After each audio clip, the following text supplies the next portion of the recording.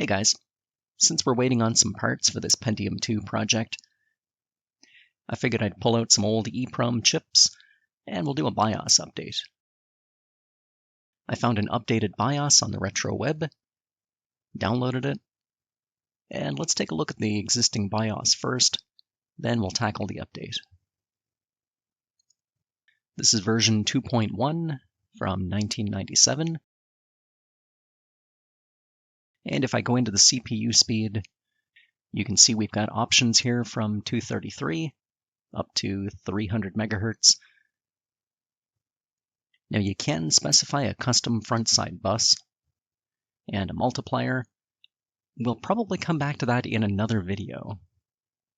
I'm considering picking up a Celeron and maybe trying some overclocking, possibly even with water cooling. So let's pop into Windows and we'll take a look at that BIOS update. Now I don't recommend doing a BIOS update in Windows, and I really don't expect this is going to work, but let's give it a try.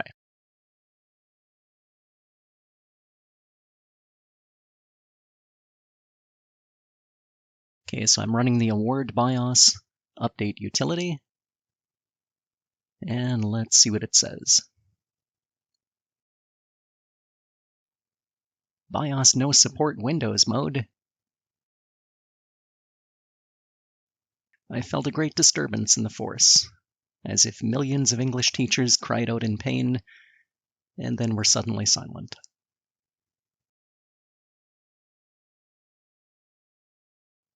So let's reboot into DOS mode, and we'll try it again. Now I know for sure this is the right BIOS for this board, but even in DOS mode, the award BIOS flash utility does not seem to like this file. Well, that's okay. We're going to do this the hard way. So I'm going to break out my EEPROM programmer.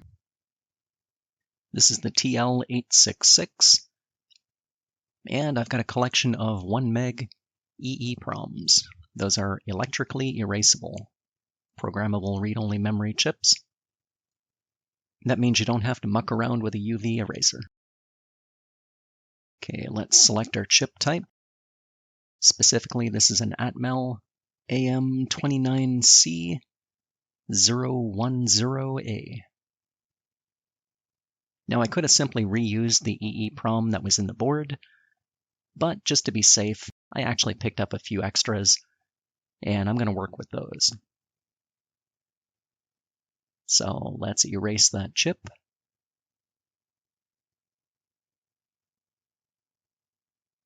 And that is so much more convenient than the UV erasable. Good, yeah, our chip is blank. Now let's load up that BIOS image.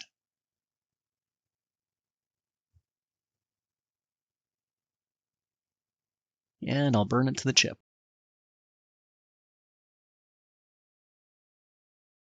And there we go. We've got a BIOS chip.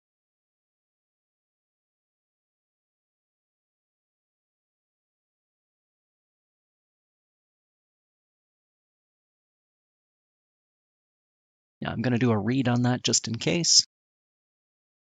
And yep, that looks good. Okay, so I'm going to remove the original BIOS chip from the Pentium 2 and replace it with this new one. Okay, the system appears to post.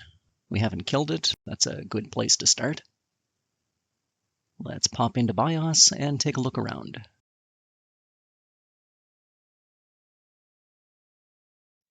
Okay, yeah, this definitely added a lot more flexibility in terms of CPU speed. It goes right up to 533 megahertz.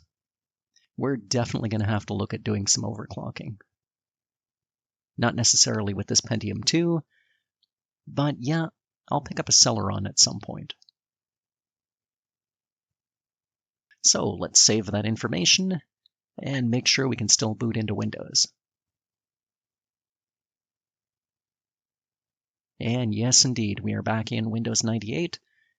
Everything appears to work perfectly.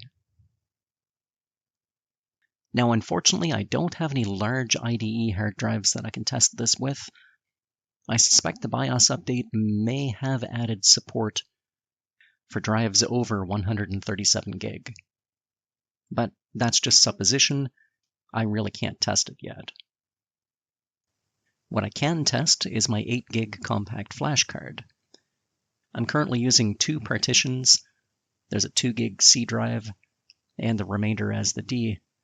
I wasn't able to get it to boot from the C drive as a single 8 gig, so I'm hoping that might be possible with this new BIOS version. If all goes well, the results of that testing will be in the Saturday video.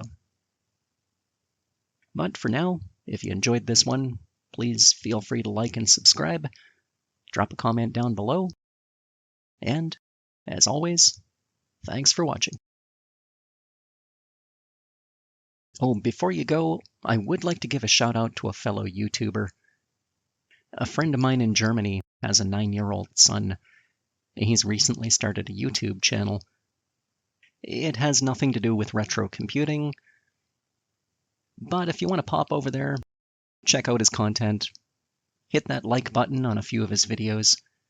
I'll leave a link to his channel in the video description. He's a good kid.